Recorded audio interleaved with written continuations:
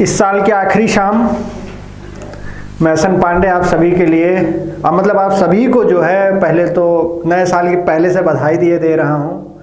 अब भगवान करे कि ये साल जिस तरह से गुजरा है सभी के लिए, चाहे मेरे लिए हो चाहे आपके लिए हो, अगला साल इस तरह से ना गुजरे, है ना। बहुत परेशान हो गए हम लोग, बहुत से लोग फाइनेंशियली दिक्कत में आए, पूरा सब तहस नहस हो गया। बहुत से बेचारे तो अब क्या बताऊं उनको, तो बहुत से ब्रेकअप जो है कोरोना ने तो ब्रेकअप करवा दिए, इतने भयानक ब्रेकअप करवाए हैं पूछिए मत, ठीक है। और उदाहरण के लिए मैं कहीं और नहीं जाऊंगा, अब ये मत कहना कि सर जो है मेरे अगल बगल बहुत से उदाहरण हैं, ठीक है। अपना क्या है, जो पहले से ही टूटा फूटा हुआ उसका क्या ब्रेकअप होना है ना। आज की जो क्लास है और अगले आने वाले 3-4 दिनों की क्लास के लिए मैं आपको फिर से बता दे रहा हूँ। आज मैं यहाँ पे लाइट एक ओवरव्यू दूंगा, ओवरव्यू, और सवाल 100% आपके एग्जाम में फंस जाएंगे। आज कोई भी सवाल नहीं कराऊंगा, सिर्फ और सिर्फ थ्योरेटिकल चीज़ें आपको ज़्यादा से ज़्यादा जितनी बता सकता हूँ उतनी बताऊंगा। सवाल किस तरह के पूछे जा सकते हैं वह बताऊंगा। जो मेरी कल की क्लास आएगी उसमें सिर्फ और सिर्फ मैंने थ्योरेटिकल क्वेश्चन और आप लोगों की डिमांड पे जो भी न्यूमेरिकल मेरे बन सकते हैं फिजिक्स के टॉपिक से, वो मैं आपको कल की क्लास में कराऊंगा प्रकाश के। आज प्रकाश का क्या है, आज प्रकाश का जो है थ्योरेटिकल टॉपिक है पूरा, वो मैं आपको पूरी थ्योरी पढ़ाऊंगा, समझाऊंगा कहाँ से किस किस तरह से बनेंगे, और कल प्रैक्टिस कराऊंगा पूरी, ठीक है। क्योंकि लंबी क्लास होने वाली है तो इस वजह से बहुत ज़्यादा इसको मतलब खींचा भी तो नहीं जा सकता ना, बहुत तेज चलना है क्योंकि इसमें, है ना, बहुत तेज चलना है। तो आप सभी लोग जल्दी जल्दी जुड़ जाइए, है ना। आज के दिन तो मेरी बात मान ही लो, आज आखिरी दिन है साल का, तो कम से कम मान लो मेरी बात। इसके बाद मैं आपको और बता दे रहा हूँ, इसके बाद विद्युत कराऊंगा, कल के बाद विद्युत कराऊंगा। विद्युत का भी इस तरह से सेशन आने के बाद पीरियोडिक टेबल, केमिस्ट्री का पीरियोडिक टेबल, और उसी के साथ 1-2 टॉपिक्स और मैं उसमें मतलब आपका लेने वाला हूँ, ताकि आप एक तरीके से हो जाए। और 4 तारीख मैंने बोल दिया था, 3 तारीख से, 3 तारीख एक्चुअली संडे पड़ रहा था, तो 4 तारीख से जहाँ तक है मैं आपके समक्ष लाइव आऊँगा। और लाइव में सबसे पहले जो मेरा रहेगा कि जो फिजिक्स के न्यूमेरिकल पोर्शन है, न्यूमेरिकल जो सवाल आती है, न्यूमेरिकल्स आते हैं, उनको कराने वाला हूँ लाइव सेशन में। सबसे पहले फिजिक्स के न्यूमेरिकल कराऊँगा, इसके बाद जो है बायोलॉजी के सेक्शन कराऊंगा, खासकर एनटीपीसी वाले बच्चों के लिए और जो अदर अच्छे एग्जाम्स की तैयारी कर रहे हैं उनके लिए। क्लियर है बात, समझ में आई है सारी बातें। चलें शुरू करें प्रकाश के बारे में। पहले थोड़ा धीरे चलूंगा, इसके बाद अपनी स्पीड वापस पकड़ूंगा, है ना। तो आप लोगों को ज़्यादा बॉदर नहीं करना चाहिए, और अच्छा कमेंट करिए, है ना। चलिए भैया, लाइट, नाम ही है लाइट, लाइट, प्रकाश।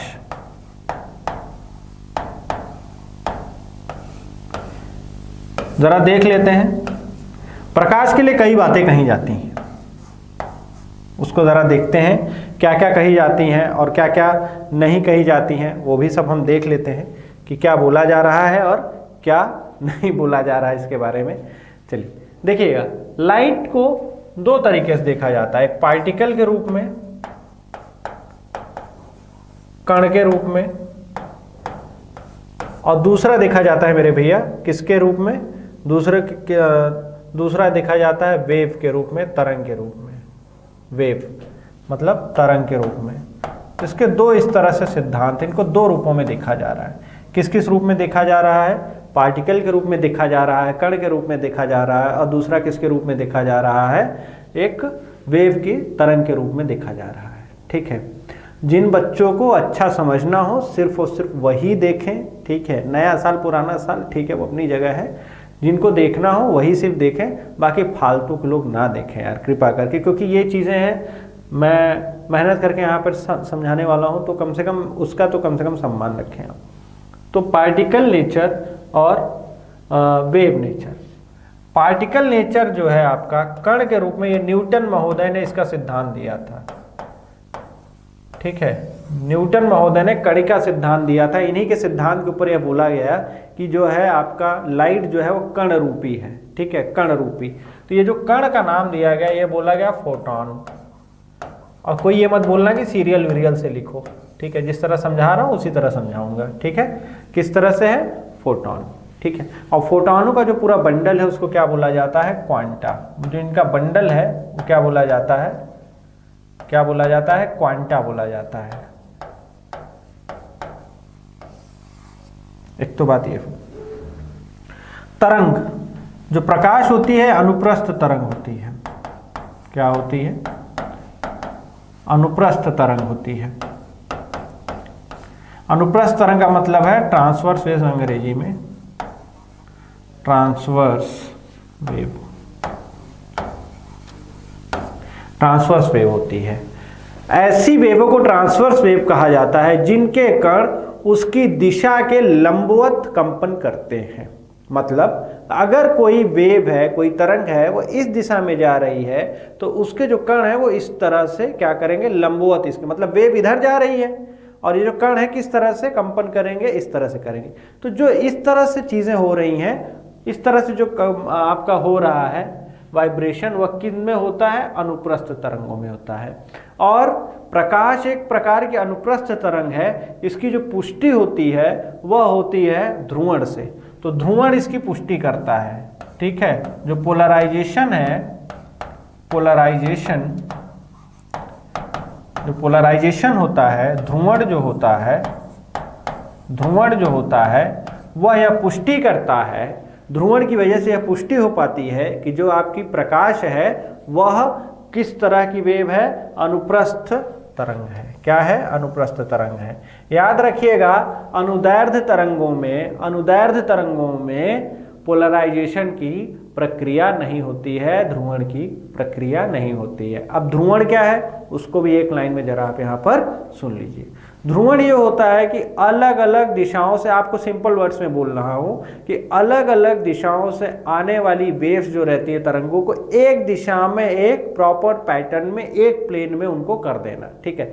जैसे आप 3D मूवी देखने जाते हो थिएटर वगैरह में, तो जो ग्लास आप पहनते हैं 3D ग्लास, वो क्या काम करता है, अलग अलग दिशाओं से जो भी वेव्स आ रही थी उनको एक डायरेक्शन में, एक दिशा में करके दिखा देता है ताकि आप उस चीज को अच्छे से इमेजिन कर पाए। समझ रहे हैं आप बात। तो पोलराइज्ड ग्लास आते हैं, वो क्या काम करते हैं कि इन चीजों को जो अलग अलग आयामों से आ रही हैं, डायमेंशन से आ रही है, उनको एक आयाम में कर देता है, एक दिशा में कर देता है। ठीक है, बात समझ में आ रही है सारी बातें, मुझे जहां तक लग रहा है सबको समझ में भी आ रही होंगी, है ना। तो आज आपको बहुत धैर्य रख करके चीजों को देखना पड़ेगा। और मान लीजिए बाय डिफॉल्ट आज की क्लास में पूरी नहीं ले पाता हूं, ठीक है, तो इसका एक पार्ट और कल भी आ जाएगा ताकि आप पढ़ लो चीज़ों को सही से। बड़ा टॉपिक आपको पता है, ठीक है। अगर मैं देखूंगा कि अगर मैं नहीं कंप्लीट कर पा रहा हूं तो मैं फालतू का भगाऊंगा नहीं, मैं आपसे कल के लिए टाइम ले लूंगा। क्लियर है। तो ध्रुवण बता रहा है, ध्रुवण आप समझ गए कि जो अलग अलग आयामों से आ रहा है उसको एक दिशा में कर देना। और इसके लिए क्या इस्तेमाल होता है, आपका पोलराइजर इस्तेमाल होता है। क्या इस्तेमाल होता है, पोलराइजर। और इसका बहुत अच्छा एक उदाहरण है, वह क्या है मेरे भैया, 3D चश्मा। जो 3D चश्मा आप लोग जा करके थिएटर में देखते हैं, वो बहुत ही अच्छा पोलराइजर का उदाहरण है। ठीक है, किसका उदाहरण है, पोलराइजर का एक बहुत अच्छा उदाहरण है आपका। क्लियर है बात। तो ये ट्रांसवर्स वेव है, अनुप्रस्थ तरंगे। अनुप्रस्थ तरंगे मैंने आपको बताया कि जो मोशन के जिधर गति कर रही होती है आपकी तरंग, उसके लंबवत कंपन करते हैं। तो ऐसी वेव को, ऐसी तरंग को क्या कहा जाता है, आपका अनुप्रस्थ तरंग कहा जाता है। क्या यहां तक ये सारी बातें आप सभी को क्लियर हो गई। अच्छा, ये जो वेव है तो अनुप्रस्थ इसका नेचर है, पर ये ईएम वेव आती है। क्या आती है, ईएम वेव, इलेक्ट्रोमैग्नेटिक वेव। क्या होती है यह, electromagnetic wave, electromagnetic wave, electromagnetic wave. जो आपका प्रकाश आ रहा है वह क्या है, एक इलेक्ट्रोमैग्नेटिक वेव है। अगर तरंग की बात करें भाई, तरंगों के प्रकार है, पर बेसिकली यह क्या हो रहा है, ईएम वेव आपका इलेक्ट्रोमैग्नेटिक वेव है। विद्युत चुंबकीय तरंग। अब ये विद्युत चुंबकीय तरंग क्या होती है, विद्युत चुंबकीय तरंग वह होती है जिसमें विद्युत क्षेत्र भी होता है और क्या होता है आपका चुंबकीय क्षेत्र भी होता है, और ये दोनों क्षेत्र एक दूसरे के लंबवत रहते हैं। ठीक है, तो यह जो वेव है, जो आपका प्रकाश है, अगर इसको एक तरंग के रूप में देखें तो यह अनुप्रस्थ तरंग होती है।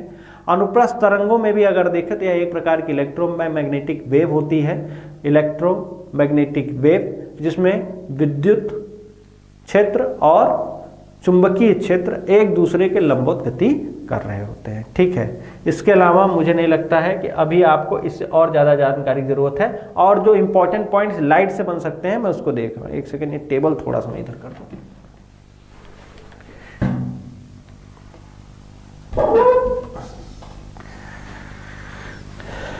ठीक है, चलिए, एक आता है नाम आपका हाइगेंस। हाइगेंस सुने होंगे, हाइगेंस। हाइगेंस ने क्या दिया आपका, हाइगेंस महोदय ने तरंग सिद्धांत दिया है। ठीक है, तरंग सिद्धांत दिया है, ये आपको नाम याद रखने पड़ेंगे, तरंग सिद्धांत।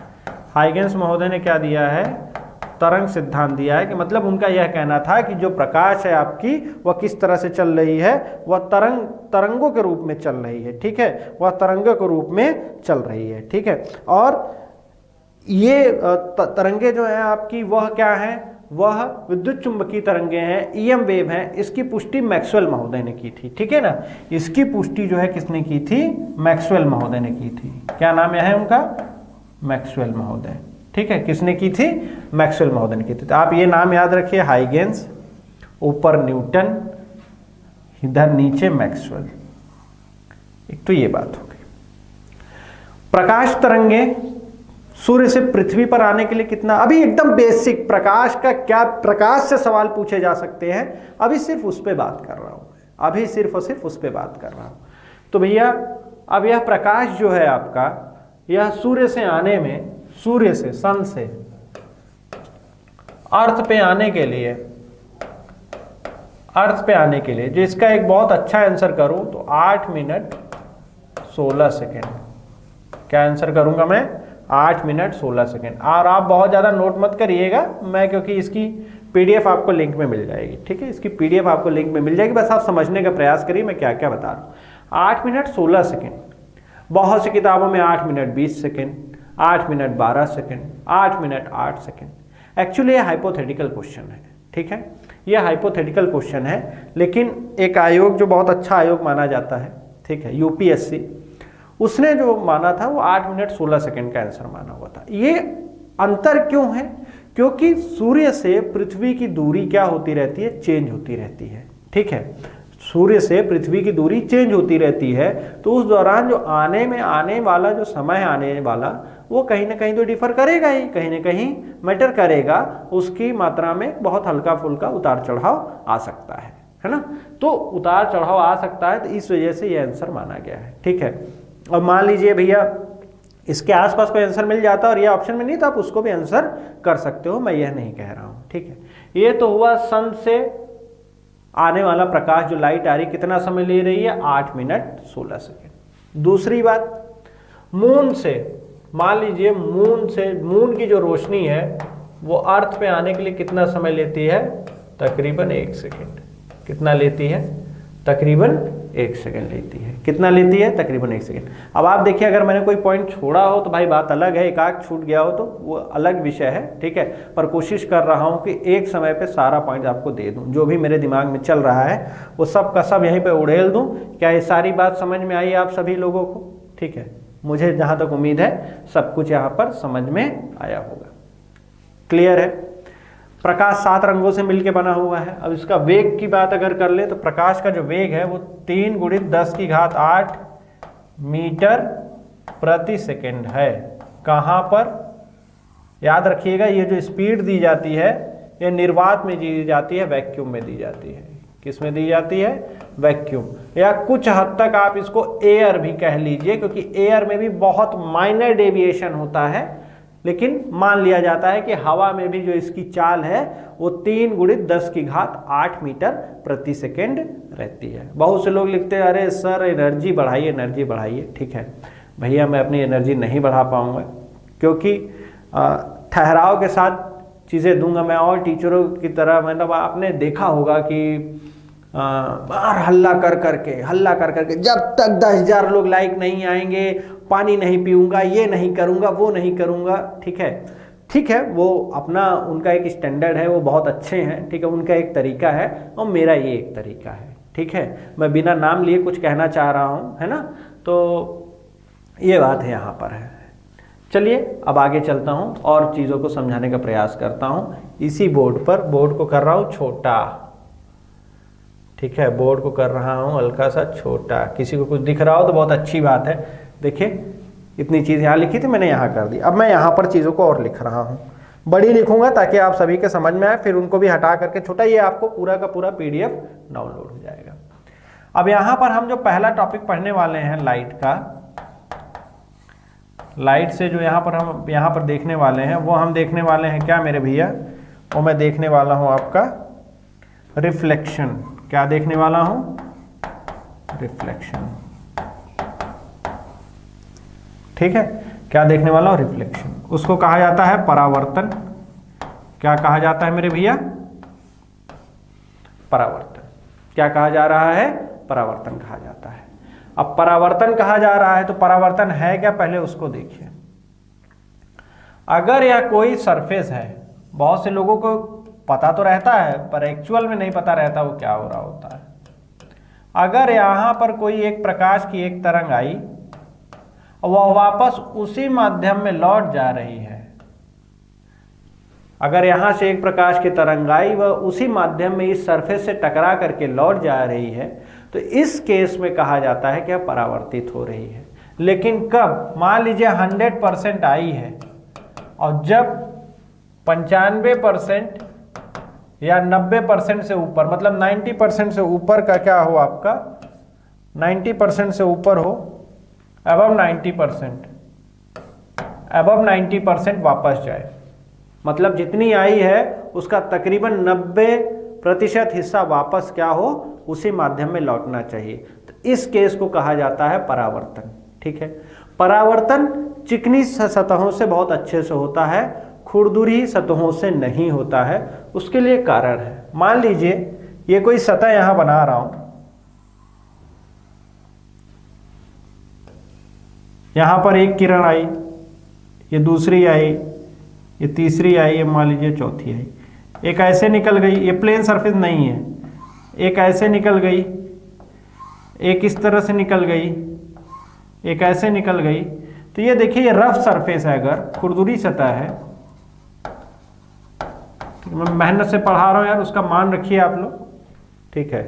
कमेंट सेक्शन में ठीक ठाक ही कमेंट करिएगा, है ना, क्योंकि ये सारी चीज़ें जो आपको मैं दे रहा हूँ ना, ये जनरली इस तरह इतना डीप में जा करके कोई देता वेता नहीं है, ठीक है। आप जाइए बहुत से लोगों का देख लीजिए, वो सब पेड वेड चलाते हैं, पर मैं कोशिश कर रहा हूँ कि जो टॉपिक मैं यूट्यूब पे आपको दे पा रहा हूँ, आपके एग्जाम्स लगे हुए हैं, बहुत आपको अच्छे से फायदा हो। जितने लोग NTPC वगैरह की तैयारी कर रहे हैं यार, वो देख लो, यहाँ से बाहर जाए वाएगा नहीं कुछ, है ना।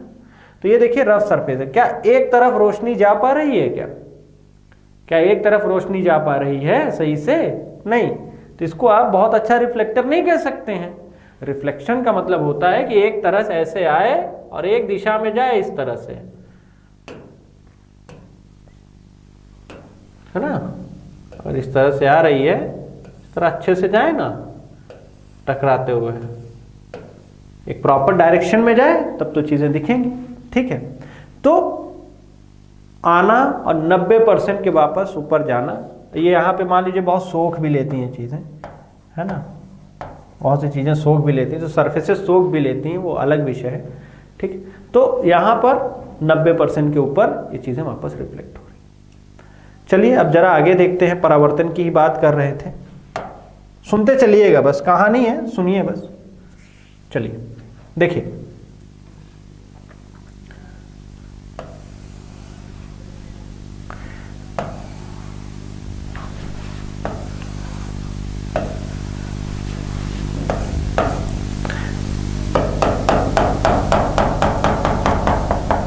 इसको नॉर्मल कहते हैं। क्या बोलते हैं?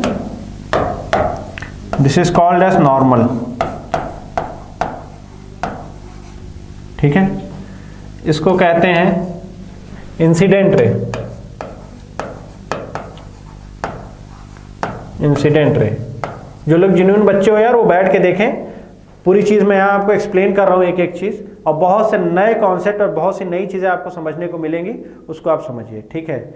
ये मैं चाहता तो मैं इसको क्विज सेशन कर करके, क्योंकि मैं क्विज इसका और अच्छे से कराना चाह रहा हूँ, इस वजह से ये चीज़ें हो सकता है आपको थोड़ी सी बोर वाली लगे, ठीक है। जिनको क्विज करना हो तो भाई बाद में आए, उनके लिए तो मैं कुछ नहीं कर सकता, लेकिन ये टॉपिक जो है कम से कम आप अच्छे से देख लीजिए। कलम चला रहा हूँ, चाहता तो मैं यहाँ फिगर विगर ले करके सब कुछ समझा सकता था, लेकिन जानबूझ के एक एक चीज़ यहाँ समझा रहा हूँ। इंसिडेंट रे का मतलब है आपतित किरण, आपतित किरण, आपतित किरण। यह है परावर्तित किरण, परावर्तित किरण। अंग्रेजी में बोले तो रिफ्लेक्टेड रे। क्या होता है? Reflected ray. फाइन, ठंडी लग रही लेकिन देखो फिर भी बिना स्वेटर वेटर पहने खड़ा हूं। This is angle I, this is angle R. Angle I है आपका क्या? आपतित कोण, और ये क्या है आपका? परावर्तित कोण। नॉर्मल को हिंदी में बोला जाता है अभिलंब। क्या बोला जाता है? अभिलंब। तो रिफ्लेक्शन के दो नियम हैं, लॉज ऑफ रिफ्लेक्शन उनको बोला जाता है। लॉज ऑफ रिफ्लेक्शन क्या बोला जाता है? पूछ ली जाती हैं चीजें तो याद रखिएगा। परावर्तन के दो नियम हैं, ठीक है। परावर्तन के दो नियम हैं। बुद्धिजीवियों को नहीं समझ में आ रहा होगा क्योंकि मैं हिंदी बोल रहा हूँ इसकी, लेकिन उनको दिख रहा होगा कि अंग्रेजी लिख रहा है ना। वो लिखे पढ़े हैं, वो पढ़े लिखे नहीं है, वो लिखे पढ़े हैं, तो उनके बारे में बात ही क्या करनी है, ठीक है। तो जरा आइए लॉज ऑफ रिफ्लेक्शन में पहला जरा देखें तो क्या होता है। एंगल आई बराबर एंगल आर, एंगल आई बराबर एंगल आर, ठीक है। एंगल आई बराबर एंगल आर। पहला जो नियम है वह क्या है? जो आपतित कोण है वो परावर्तित कोण के बराबर होगा।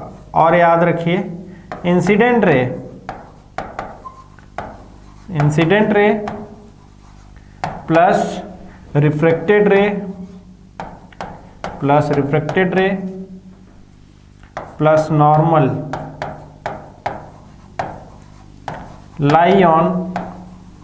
lie on same surface।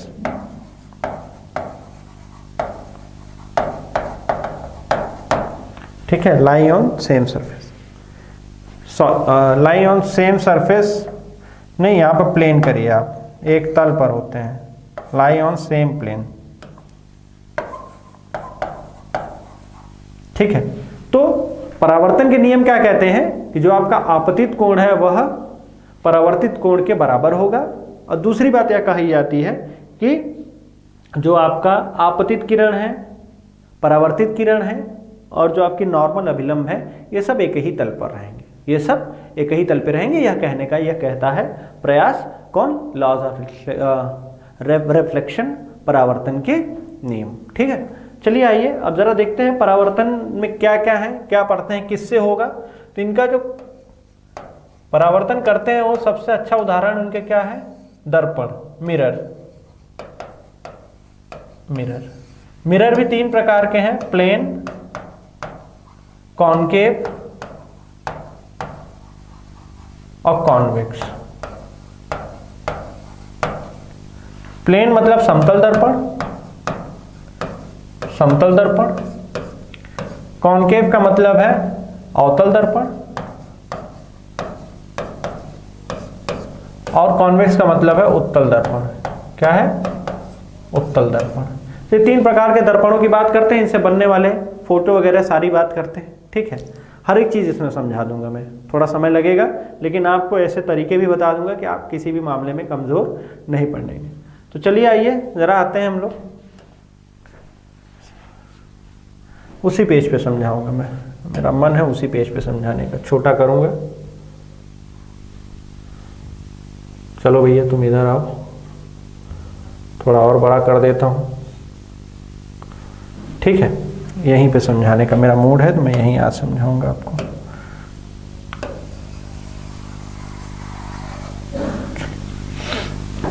समतल दर्पण,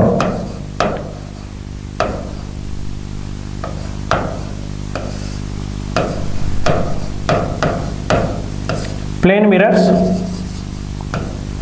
है ना, प्लेन मिरर्स ये इस तरह से रहते हैं, आपको पता है, और इनका इस्तेमाल तो मैं कतई नहीं बताने वाला हूँ। इनका इस्तेमाल वही चेहरा देखने के लिए वगैरह वगैरह, शोरूम्स वगैरह में लगा रहता है, कपड़ा वपड़ा चेंज करते हैं जहाँ वहाँ लगा रहता है, तमाम तरीके के। तो इनका एग्जाम्पल वो नहीं पूछेगा आपसे, बस बेसिकली क्या पूछेगा वो ज़रा देखिए। दो समतल दर्पण हैं, वो इस तरह से 90 अंश पे रखे हैं। सवाल क्या बनेगी वो मैं बता रहा हूँ बस, इससे और इतर कुछ नहीं बनने वाली। ये है आपका मिरर 1, एक दर्पण 1 है, इनके बीच का कोण 90 डिग्री है। यहाँ पे कोई वस्तु अगर आपने रख दी तो इसके प्रतिबिंब कितने बनेंगे, नंबर ऑफ इमेजेस, प्रतिबिंबों की संख्या कितनी बनेगी, इससे यही सवाल आती है। नंबर ऑफ इमेजेस, प्रतिबिंबों की बनने वाली संख्या क्या है वह पूछी जाती है, तो आपको याद रखिएगा, ठीक है। तो याद रखिएगा जो n बराबर होता है 360/θ-1, एक सूत्र इस्तेमाल किया जाता है। जैसे अगर ये वाला केस अगर देख लूँ, ये जो आप पहला केस आप देख रहे हो मेरे सामने, अगर मैं इसकी बात कर लूँ तो यहाँ पे दोनों के बीच का कोण कितना है, 90 अंश का है। तो यहाँ पे फॉर्मूले में रखिए 360/90 -1, तो 9 चौक 36 में से गए, कुल कितनी इमेज बनेंगी, 3। तो अगर दो समतल दर्पण 90 अंश के कोण पे रखे गए हैं तो उनसे जो बनने वाले प्रतिबिंबों की संख्या होगी वो कितनी होगी, 3 होगी, ठीक है। यही अगर दोनों किस तरह से रखे हों, ऐसे ऐसे रखे हों, मान लीजिए ये इस तरह से रखे हों और इनके बीच का कोण जो है वो 60 अंश का हो, ठीक है। तो n बराबर कितना बनेगा, 360/60 -1। तो ये देखिए 6×36 कुल कितनी बनेगी, 5। अब आपसे सवाल कोई ऐसे नहीं पूछ लेगा भैया 11.5 डिग्री, भैया हमको नहीं पता है, क्षमा चाहिए, इस तरह के सवालें नहीं पूछेगा। आपको देगा तो एक नॉर्मल वैल्यू दे देगा। जैसे और भी अगर मैं बात करूं, मैं यहाँ पर बनाने का प्रयास करूं तो ज़रा देखिए आप किस तरह से आएगा। मान लीजिए 30 डिग्री का अंश है, मान लेते हैं, ठीक है, थोड़ा ज़्यादा लग रहा है, वो 30 का लग रहा है, ठीक है। यहाँ अंश की बात कर रहा हूँ, ज़्यादा दिमाग मत लगाओ कि सर ये तो बड़ा दिख रहा है, ठीक है, उससे क्या मतलब है आपको। n बराबर 360/30 -1, ठीक है। तो ये बनेगा 11। तो अगर 30 अंश के रखे हैं तो ये, मान लीजिए दो समतल दर्पण हैं, दोनों सामने सामने रखे हैं, दोनों सामने सामने रखे हैं, ठीक है। और यहाँ पे मैं खड़ा हो जाऊँ सुनहरा सा, तो ये बताइए मेरी कुल फोटो कितनी बनेगी, मेरी कुल फोटो कितनी बनेगी, यहाँ पे बताना है आपको। तो यहाँ पे ज़रा ध्यान से देखिएगा, n बराबर क्या होगा, 360, इन दोनों के बीच में कोण कितना है। बहुत से लोगों को लग रहा होगा 90 अंश का कोण है, लेकिन नहीं भैया, दोनों सामने रखे ना तो यहाँ 0 अंश का कोण है, तो यहाँ 0 -1। और किसी भी चीज़ में 0 का अगर भाग देंगे तो अनंत आता है, तो अनंत में से 1 गए तो ये अनंत ही आएगा। तो अगर दो समतल दर्पण आमने सामने रखे हुए हैं, आमने सामने का मतलब है कि इधर प्लेन वाला हिस्सा इधर होना चाहिए। कुछ लोग कहते हैं सर पीछे पेंट वाला हिस्सा इधर कर दो तो तुम मूर्ख हो, और क्या कर सकता हूँ। तो अगर इन दोनों के बीच में इस तरह से है और इस तरह से यहाँ पर मैं खड़ा हुआ हूँ, जैसे सैलून वगैरह में जाइए तो पीछे ढेर सारी इमेजेस दिखने लगती हैं। तो अगर दो समतल दर्पणों के बीच की जो कोण है वह 0 डिग्री है, तो उससे बनने वाले प्रतिबिंबों की संख्या क्या होगी, वह अनंत होगी। तो आप इस फार्मूले में रख करके सारा कुछ निकाल सकते हैं। तो इस वाले से सवाल ये बनेगी। एक और यह बन जाती है कि अगर आपको पूरी इमेज अपनी देखनी है, आपको पूरी की पूरी हाइट अगर आपने देखनी है और वह दर्पण में देखनी है, तो उस दर्पण की कम से कम ऊंचाई आपके दर्पण से क्या होनी चाहिए, आधी होनी चाहिए। हाँ, आधी होनी चाहिए। जैसे अगर मान लीजिए आप हैं यहाँ खड़े हुए हैं यहाँ पर, है ना, मुझे ही समझ लो मेरी हाइट h है, तो जो मैं यहाँ दर्पण इस्तेमाल करूँगा यार, उसकी हाइट कम से कम h/2 होनी चाहिए। क्या होनी चाहिए, h/2, मतलब मेरे से कम आधी होनी चाहिए, तब जा करके मैं अपने उसमें पूरा का पूरा प्रतिबिंब देख पाऊंगा। क्या बात यहाँ तक सारी समझ में आई, कोई दिक्कत, मुझे नहीं लग रहा कोई परेशानी होगी। देखिए इतने अच्छे से सारी चीज़ों को आपको समझा रहा हूँ, लिख दिया हूँ, और क्या चाहिए आपको। नए साल पे आपको इससे अच्छा मैं गिफ्ट और क्या दे सकता हूँ, है ना। ठीक है, तो चलें आगे, चलिए आगे। अब आते हैं समतल दर्पण की बात हो गई, अब जरा अवतल दर्पण की बात कर लेते हैं। आइए जरा अवतल दर्पण पर आते हैं। अवतल दर्पण,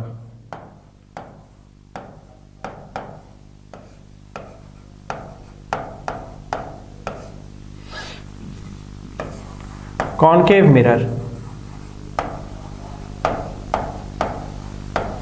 क्या लिखना है? कॉनकेव मिरर की बात अगर कर रहे हैं हम लोग, तो पहली बात तो ये होता कैसे है, ये इस तरह का रहता है, ठीक है, इधर पेंटेड रहता है, ये इस तरह का इसका फोटो रहता है। इसका इस्तेमाल पहले देख लीजिए कहाँ कहाँ इस्तेमाल होता है, उसकी बात करेंगे, उसके बाद करेंगे। हेडलाइट्स, हेडलाइट्स ऑफ व्हीकल,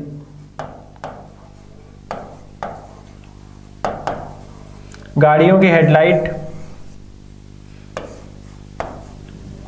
और ज़रा देखिए शेविंग मिरर, दाढ़ी बनाने वाला शीशा, इसी को बोल लीजिए आप, बोला जाता है, मुझे तो आज तक समझ ही नहीं आया। मैं तो यार अपने मिरर में देख करके सारा काम करता हूँ, वो तो मुझे नहीं लगता किसी प्रकार का कॉनकेव है, ठीक है। लेकिन आप एग्जाम्पल याद रखिए, डेंटिस्ट, जो आपके डेंटिस्ट महोदय हैं, जो दांत के डॉक्टर होते हैं, ठीक है, वो आप समझ रहे हैं ना, गाड़ियों के हेडलाइट में, शेविंग मिरर में, डेंटिस्ट वगैरह हो गए। अब ज़रा कमेंट सेक्शन में और चीज़ों को लिख करके बताइए, ज़रा कमेंट सेक्शन में औरों को लिख करके बताइए ना, क्या क्या हैं इसके उदाहरण। इसके उदाहरण तो और आप लिख करके बता ही सकते हैं मेरे भैया, इसमें कोई दो बात थोड़ी है, ठीक है। जल्दी जल्दी आंसर लिख के बताइए ज़रा सब लोग कि क्या क्या और उदाहरण हो सकते हैं, ठीक है ना। जल्दी देखिए, मैं देख रहा हूँ कमेंट सेक्शन आपके, देखूँ तो इतनी देर से चिल्ला रहा हूँ, कुछ फ़र्क पड़ रहा है या नहीं पड़ रहा है कि मैं ही भौंके जा रहा हूँ, ठीक है। चलिए, और भी गुड, सही लिख रहे हैं सब। सर्च लाइट, जो आपकी सर्च लाइट होती है ना, जो पुलिस वाले लिए रहते हैं, बड़ी लाइट, सर्च लाइट।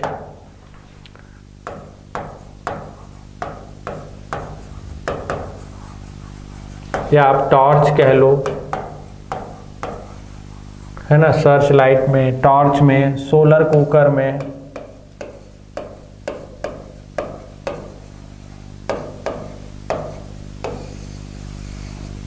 जहां पे रोशनी को एकदम सीधे रखना होता है, सीधे आगे की तरफ फोकस करना रहता है, वहां पर इसका इस्तेमाल होता है। मान लीजिए कल को भूल भी जाते हैं अगर आप, इसके क्या क्या उदाहरण हो सकते हैं, तो ऐसे याद रखना कि जो एकदम रेखाओं, मतलब आपकी लाइट को एकदम सीधी रेखा में आगे की तरफ फेंके, वही आपका अवतल दर्पण है, ठीक है।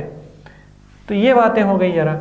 अब जरा इससे आइए जरा देखते हैं और सवाल है, प्रतिबिंब कहाँ कहाँ बनता है, इसकी बात जरा करते हैं। छोटा करता हूँ, कर दिया, यहाँ किनारे रख दिया इसको, ठीक है। PDF मिल जाएगी, परेशान मत होना। अब यहाँ से मेन चीज़ क्या बनेगी, कृपा करके वही लोग देखें इस समय जो थोड़ा सा धैर्य रख सकते हैं, ठीक है। सवाल किस तरह से आप इसके न्यूमेरिकल्स को हल कर सकते हो, मिरर फार्मूला नहीं इस्तेमाल करना, इस वजह से मैंने लिखा ही नहीं 1/v, 1/u, 1/f, कतई नहीं, उसका हमको कोई इस्तेमाल नहीं करना। मैं आपको तरीका बताऊंगा कैसे आप सारी चीज़ों को आंसर कर सकते हैं। तो सबसे पहले इससे बनने वाले प्रतिबिंब आपके किस तरह के होंगे और उनसे किस तरह से और सवाल पूछी जा सकती हैं, हम उनकी बात करते हैं। आइए देखते हैं ज़रा। देखिए ये बनाए कैसे जाते हैं, उसको ज़रा ध्यान से देखिएगा।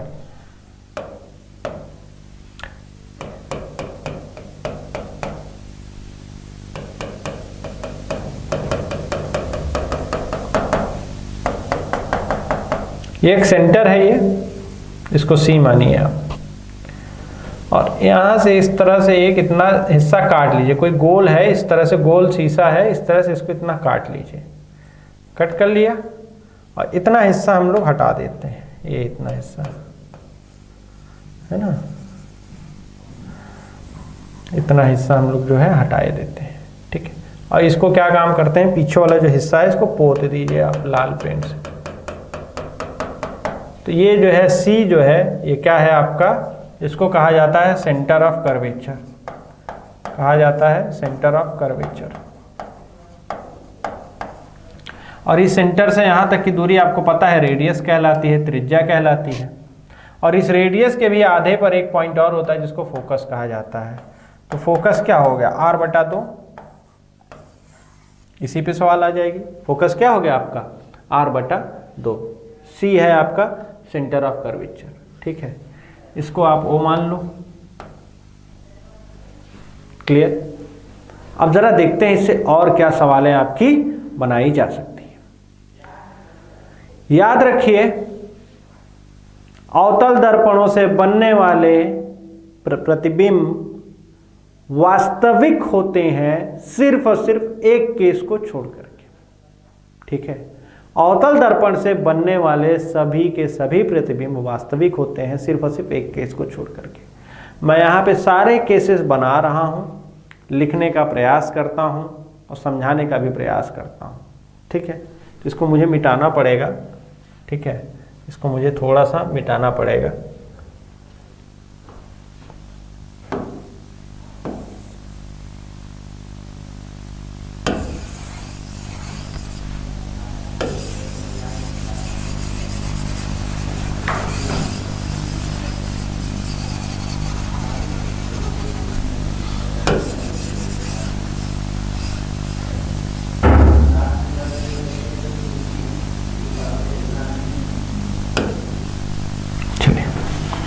चलिए आइए देखते हैं ज़रा, धैर्य रख के देखिए। जब मैं धैर्य रख के पढ़ा सकता हूं तो आप धैर्य रख के देख तो जरूर सकते हैं। ज़रा देखते हैं ऑब्जेक्ट कहाँ रख रहे हैं, इमेज कहाँ बन रही है और उसका नेचर कैसा है। बहुतों को ये चीज़ बोर लग रही होगी, लेकिन ठीक है, मुझे फर्क नहीं पड़ता उससे।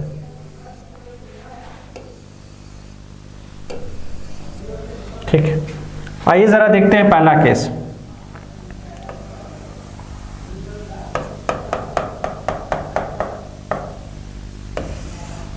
वस्तु अनंत पर रखी है।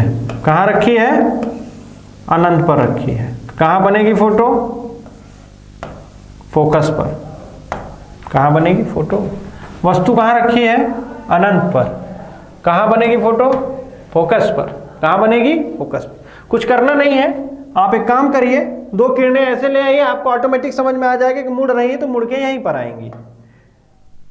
समझ में आई बात? नेचर कैसा होगा? सबसे पहले तो रियल बनेगी, हर एक केस में रियल बनेगी, बस एक केस को छोड़ करके। तो इसके लिए हमेशा याद रखिएगा, एक केस में सिर्फ और सिर्फ काल्पनिक बनती है, बाकी सब में वास्तविक बनती है, तो रियल बनेगी। और आप देख रहे हैं बिंदु नुमा बन रही है, तो छोटी बन रही है, स्मॉल बन रही है, डिमिनिश्ड इसको कह लीजिए, बहुत छोटी बन रही है, ठीक है। और कैसी बनेगी? स्मॉल बनेगा, उल्टी बनती है, याद रखिएगा, इन्वर्टेड। मैं जानबूझ के यहाँ सबकी अंग्रेजी लिख दे रहा हूँ ताकि आपको समझ में आए चीजें, ठीक है। तो पहले क्या हुआ? वास्तविक बनी, देन छोटी बनती है, डिमिनिश्ड बनती है, एंड इन्वर्टेड उल्टी बनती है। क्लियर है बात? चलिए आइए दूसरा केस इसका देखिए।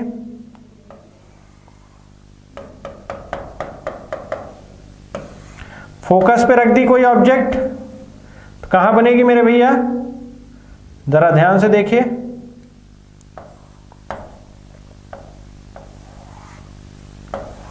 कहां बनती है? अनंत पर बनेगी, ठीक है। फोकस पे रखेंगे तो कहां बनेगी? अनंत पे बनेगी। जाहिर सी बात है बहुत बड़ी बनेगी, तो पहली बात तो रियल बनेगी, वास्तविक। एनलार्ज बनेगी, बहुत बड़ी बनेगी। और उल्टी बनेगी कि सीधी? हमेशा उल्टी बनेगी, क्योंकि आपने यहां सीधी रखी है ना। यही अगर मैं कह दूं कि यहां पे आपने इस तरफ रखा होता, ऐसे नीचे की तरफ रखा होता, तब उस तरफ बनती, ऊपर की तरफ, और सीधी बनती, ठीक है। तो ये केस ऐसे याद रखना है आपने, ठीक है। पहला, दूसरा, तीसरा केस यही बना रहा हूं, इसके बाद इसको और थोड़ा इधर शिफ्ट करूंगा, ठीक है। थर्ड केस बना रहा हूं आपको यहीं पे। थर्ड केस मान लीजिए, अब क्या काम करता हूं मैं, ये रहा मेरा मिरर, और मैंने क्या काम किया? सी पे रख दिया, ये रहा सी, और ये रहा मेरा फोकस। तो सी पे आया, दो रे ऐसे चलाइए, फोकस से आया, यहां से ऐसे गया, ये भी टकरा करके कहाँ आया? तो आप देख रहे हैं कहाँ बनती दिख रही है आपको? फोकस पे ही बनती दिख रही है। तो थर्ड केस जो यहाँ मैं देख रहा हूँ आपका, अगर आपने कहाँ रखा है? सी पर रखा है, तो फोटो कहाँ बन रही है? सी पर बन रही है। आप इस तरह बनाएंगे तो आपको आराम से समझ में आ जाएगा कि किस तरफ कहाँ फोटो बनी। देखिए मैंने बनाने का प्रयास किया हुआ है यहाँ पर, ठीक है। कैसी बनेगी? रियल बनेगी। और देखिए उसी साइज की बनेगी, सेम साइज की बन रही है। आप बना के देखेंगे तो समझ में आ जाएगा कॉपी में। जिस तरह से मैंने प्रयास किया है आप भी बनाओगे तो आप एग्जैक्ट आप देख लो कि यार ये तो छोटी बड़ी कुछ नहीं बन रही है। और उल्टी बनेगी कि नहीं? हाँ उल्टी बन रही भी है, दिख नहीं रही है, उल्टी बन रही है। ये 3 केस आपको यहाँ समझ में आए? कोई दिक्कत, कोई परेशानी? कोई परेशानी नहीं। और छोटा करता हूँ इसको। चलो भैया तुम लोग किनारे आओ ज़रा, ठीक है। PDF आप डाउनलोड कर लेना, ठीक है। PDF आप डाउनलोड कर लेना, ठीक है। वही सेम केस यहाँ पे लिख रहा हूँ। ऑब्जेक्ट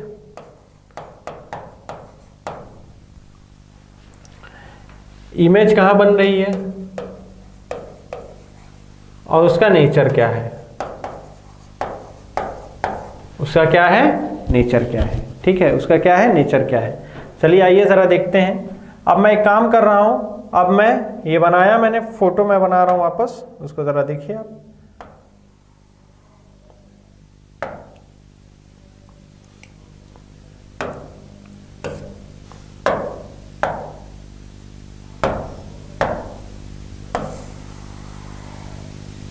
देखिए ये रहा फोकस, ये रहा सी। बनाना आपको सिखा रहा हूं मेरे भैया, मिलेगी नहीं ऐसे लेक्चर्स। सी और एफ के बीच में रख दिया। चलाइए सीधी एक किरण ऐसे चलाइए जैसे इसमें चलाई थी। एक को कहां से ले जाइए? फोकस से ले जाइए। फोकस वाली टकरा करके इधर आएगी, सीधी निकलेगी, ठीक है। ये वाली भी कहां से जाएगी? फोकस से। देखिए कहां बन रही है फोटो? यहां बन रही है, बन रही है। अब जरा देखिए ये पहले से बड़ी बन रही है कि नहीं बन रही? बिल्कुल बड़ी बन रही है। तो देखिए कहां रखे हैं ऑब्जेक्ट? सी और एफ के बीच में, सी और एफ के बीच में, सी और एफ के बीच में, ठीक है बात। इमेज कहां बन रही है? सी के पहले, सी के पहले, वक्रता केंद्र के पहले, सी के पहले। पहले का मतलब है इधर, पहले का मतलब है इधर, समझ रहे हो? या सी के पहले, या आप कह सकते हो अनंत और सी के बीच में, ऐसे लिख लो, अनंत और सी के बीच में। बात समझ में आई? अच्छा नेचर क्या होगा जरा देखिए।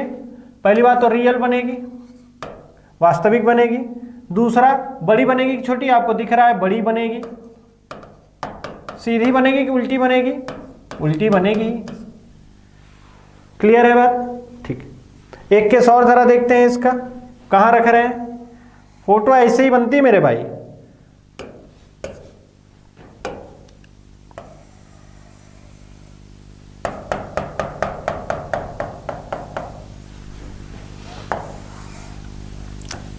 ये रहा एफ, ये रहा सी, ठीक है। अब हमने क्या काम किया? सी के पहले रख दिए। एक फोटो हमने क्या काम किया? सी के पहले रख दिए। 2 रे दौड़ाइए, गई यहां, किससे टकरा करके यहां से सीधा फोकस से आएगी। यहां से दौड़ाइए, फोकस से टकराई, यहां आई वापस, कहां बन गई? अगर आपने रेस को सही से समझ लिया, पकड़ लिया, तो कहीं किसी भी प्रकार की कोई भी परेशानी आपको आएगी नहीं, ठीक है। तो अब देखिए कहां रखे हैं? सी के पहले। तो कहां रखे हैं आप? ये वाला केस यहां हो गया चौथा, पांचवा यहां लिख रहा हूं, सी के पहले। ऐसे इसको बांट लो, सी के पहले रखे हो, सी के पहले, या अनंत और सी के बीच में रखे हो। तो कहां बन रहे हो? कहां बन रहा है? सी और एफ के बीच में, सी और एफ के बीच में, सी और एफ के बीच में। जिन लोगों को सही लग रहा हो वही देखें, क्योंकि ये चीजें लंबी जाती हैं और समझाना मेरा काम है। तुम रटे हो बात अलग है, ठीक है। ये सब टॉपिक्स यार मेन क्लास में पढ़ाए जाते हैं, जब खूब ढेर सारा समय होता है तब पढ़ाया जाता है। अब समय का भी अभाव है, जानते हो यूट्यूब पे ज़्यादातर देर लोग रुक नहीं पाते हैं, ठीक है। तो फिर भी आइए, कैसी बनेगी? रियल बनेगी, वास्तविक बनेगी। ज़रा देखिए कैसी बन रही है? पहले वाले से छोटी बन रही है। ये चौथे का फिगर था, ये पांचवे का फिगर है। कैसी बनेगी? पहले से देखिए किस अपने आप पता लग रहा है, छोटी बन रही है, छोटी। उल्टी बन रही सीधी? उल्टी। बात समझ में आई? क्लियर हो गई? एक लास्ट केस जरा देख लीजिए आप। लास्ट केस को आप ऐसे लिख लो, छठा, कुछ करना नहीं है, आप उसको लिख लो बस ऐसे, या मिल तो जाएगी, पीडीएफ में मिल जाएगी, ठीक है। अब जरा देखिए छठा केस कहाँ रखिए? एफ और ओ के बीच में रख दीजिए, एफ और ओ के बीच, ओ के बीच। बस यही एक लास्ट केस आपको याद रखना है। जब यहां पे रख रहे हो फोटो, एफ और ओ के बीच में रख रहे हो, जब यहां पे रख रहे हो, ठीक है, जब इस जगह पे फोटो रख रहे हो एफ और ओ के बीच में, तभी वहीं केस गड़बड़ होता है। और कैसी फोटो बनती है? काल्पनिक बनती है, काल्पनिक बनती है। कैसी बनेगी? छोटी बनेगी कि नहीं? सब चीज उल्टा कर दो, बड़ी बनेगी। और उल्टी बन रही थी अभी तक सब जगह, इसमें सीधी बनेगी। सब चीज उल्टा कर दो लास्ट वाले में, बस इतना याद रखो। बस सब चीज लास्ट वाले केस में उल्टा कर दो। कहां पर है वह? एफ और ओ के बीच में, ठीक है। और बन कहां रही है? एफ के पहले बनने लगेगी। फोटो कहां बनेगी? एफ के पहले। एफ के पहले कहीं भी बन जाएगी, उसकी साइज क्या मैटर करती है। क्या ये चीज समझ में आई? क्या ये सारे केसेस आप सभी लोगों को समझ में आए यार? ठीक है, अब टू दी पॉइंट बात कर रहे हैं। अब क्या करूं, अब ये बड़े टॉपिक्स हैं, अब इनको अब देखिए आज की लेक्चर में कहाँ हो पाएगा पूरा प्रकाश? आपको लग रहा है हो पाएगा प्रकाश? और हो सकता है 1-1.5 घंटे में पूरा का पूरा प्रकाश नहीं हो सकता है। इस वजह से मैं चीज़ों को समय लेके करा रहा हूँ, ठीक है। कोई बात नहीं, जिनका एग्जाम लगा वो देखें, सवालें यहीं से आ रही, तो मैक्सवेल वाली सवाल आई हुई है, ठीक है। अब क्या बताऊँ, आ जाएगी चीज़ें, आप उसके लिए परेशान मत होइए, मेरे लेक्चर में सब कुछ फंस जाएगा। तो यार एक तो ये बातें हो गई यहाँ से आपकी, ठीक है। दर्पणों की बात कर रहे थे, अवतल दर्पण की बात हुई, आपको मैंने इस्तेमाल बता दिए। उत्तल दर्पण के बारे में सुन लीजिए आप। उत्तल दर्पण, उत्तल दर्पण, उत्तल दर्पण आपका, उसमें सभी के सभी प्रतिबिंब काल्पनिक बनते हैं। आपको बस इतना याद रखना है उसमें। All images formed by a convex mirror are imaginary। पहली बात, उसका इस्तेमाल जरा सुन लीजिए।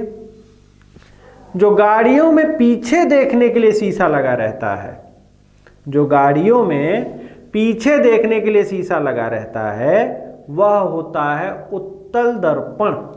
वह क्या होता है? उत्तल दर्पण। मैं यहाँ उत्तल दर्पण के उदाहरण बता रहा हूं।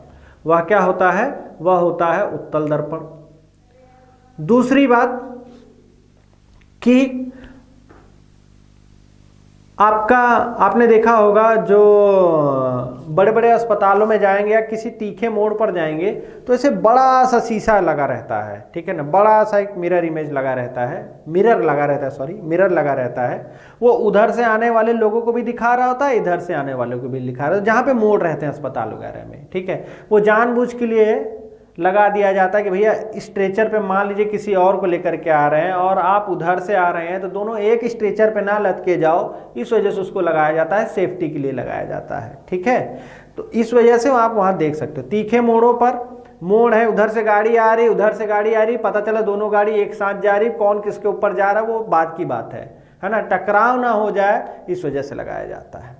जो आपके सड़क किनारे लैंप लगे हुए हैं जो कि रोशनी को ऐसे फैलाते हैं, इसका काम है फैलाना उत्तल वाले का, ठीक है। और कॉन्वेक्स वाले का काम क्या है? एकदम सीधा ले जाना। ये सीधा नहीं करता, ये इस तरह से फैला देता है। तो जो लैंप लगे रहते हैं वो इस तरह से रोशनी को सड़क के कुछ एरिया पे फैला देते हैं। तो वह भी क्या है? वह भी आपके क्या है? उत्तल दर्पण के उदाहरण है, ठीक है। बात क्या यहां तक सारी बातें समझ में आई? जो भी मैंने आपको एग्जाम्पल्स यहाँ पे कराए वो भी समझ में आए होंगे। अब समय का अभाव है, जान रहे हो, लेकिन प्रकाश से मैंने जितनी बातें अभी तक बताई हैं, जो लोग बहुत ध्यान से सुने होंगे, जो अभी तक जुड़े हुए हैं, जो भी लोग हैं, मैं गिनती पे देखिए मैं कतई नहीं जाता हूँ, ठीक है। मैं गिनती पे कतई नहीं जाता हूँ, क्योंकि मुझे मालूम है। देखिए मैं आपको एक ऐसे उदाहरण जैसे देता हूँ यार। हमारे योगेश सर हैं, वो सिविल सर्विसेज की क्लास लेते हैं, आपको मालूम होगा, जो लोग देख रहे होंगे, 12 बजे लेते हैं वो, ठीक है। और बहुत ही जेन्युइन आदमी है। तो उन्होंने एक मुझसे बात कही, तो मैं एक दिन था, बहुत पहले, मतलब मैं उनको बहुत काफ़ी टाइम से जानता हूँ। तो उन्होंने कहा कि देखिए पांडे जी, एक बात सुनिए मेरी। चाट की दुकान पे, बड़ा अच्छा समझाते हैं, चाट की दुकान पर भीड़ बहुत रहती है, लेकिन काजू किशमिश की दुकान पर भीड़ आपको चुनिंदा मिलेगी। अब आप समझ गए होंगे मैं क्या कहना चाह रहा हूँ, ठीक है। तो चलिए, जितने लोगों की फरमाइशें थी मैं धीरे धीरे पूरी कर रहा हूँ उनको, ऐसा नहीं है, ठीक है। तो मैं लेकर के आ रहा हूँ, समेट रहा हूँ चीज़ों को, आप एकदम परेशान मत होइए। जिन जिन लोगों का जो जो टॉपिक है मैं फिजिक्स पूरी पढ़ा के जाऊँगा, केमिस्ट्री भी और बायोलॉजी के भी कुछ टॉपिक्स हैं उनको भी देख करके जाऊँगा, ठीक है। तो आप लोग इसको अच्छे से शेयर कर दो, कर पा रहे हो तो, है ना, और इसको पूरा अच्छे से देख लो, ये PDF मिल जाएगी, परेशान नहीं होना, है ना।